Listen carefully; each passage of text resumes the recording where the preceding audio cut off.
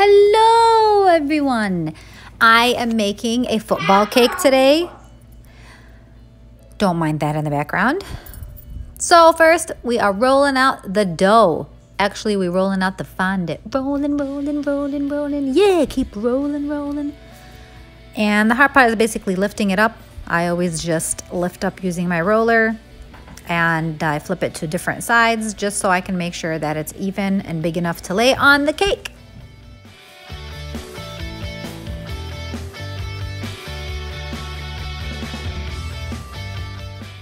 All right, so what you're gonna see me do is start to smooth out this cake. Now, it's a football-shaped cake that I used a football-shaped pan for. And I did add an extra layer on top though because it didn't bake as high as I wanted to. It's already filled and covered with buttercream, and now I'm basically just smoothing out that fondant. The cake has been sitting in the fridge, so I did put some water on the cream to make sure that the fondant sticks. And what you see me doing is, yes, I saw this on a tip from Ella Makes Cakes, I believe, on Instagram. And she takes a piece of fondant and smooths her fondant with fondant. That's right, it does work. All right, now I also have this little Wilton tool that I have. I think it's a grass mold. It's supposed to look like grass, but it kind of looks like the football, what's it called? You know, pattern or texture. So I'm just kind of pressing it onto that. Can't see it that much, but just enough to give it that little detail. I'm also popping the cake farts right there. So those air bubbles that come out of the cake when you cover it with fondant, I call them cake farts, the cake farts. So we pop them and release the air.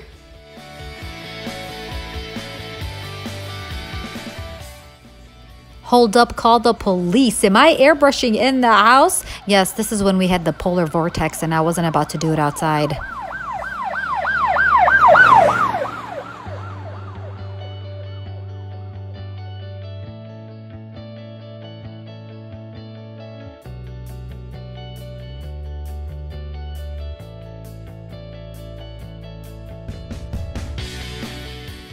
All right, now I'm cutting out the piece of fondant that's going to go across the football from the two ends.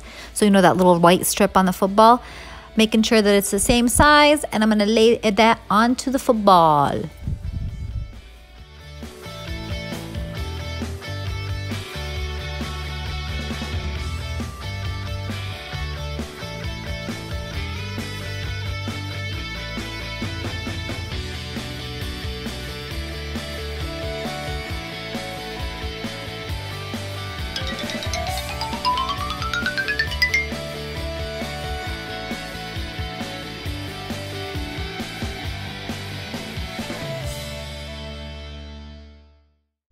And I'm back. Now I cut a little strip to put in the middle of the football, making sure that it's aligned properly and that it's even from both ends of the cake.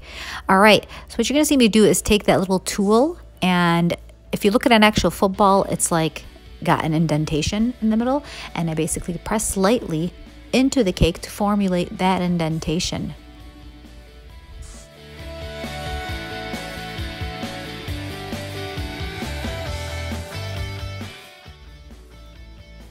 Okay, I'm now using the stitching tool, and I've made so many footballs in the past that I pretty much learned the pattern of what it looks like, which is why I'm kind of eyeballing it right there and stitching that in right there. Also, what you're going to see me do is poke holes so that I can go ahead and insert the laces. You want this to look realistic, so you want the laces to go into the holes of the cake. So you're going to see cake through when you're poking the holes, but that's all right. I think there's 8 of them, so make sure that you do them, you know, evenly. If you can't figure out how they're separated, just use a ruler and eyeball it.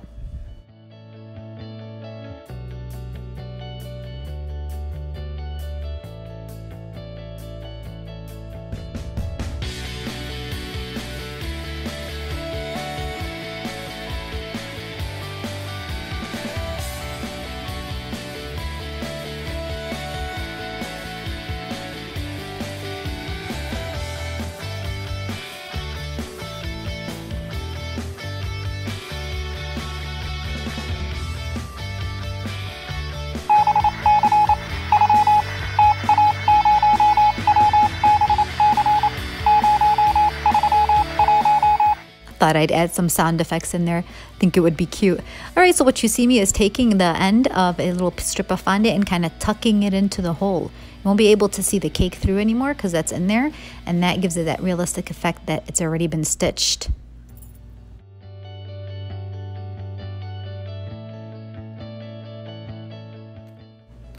Okay, I kept the sound effect on for this one because I know that there are people out there who love the sound of the piping bag as much as I do.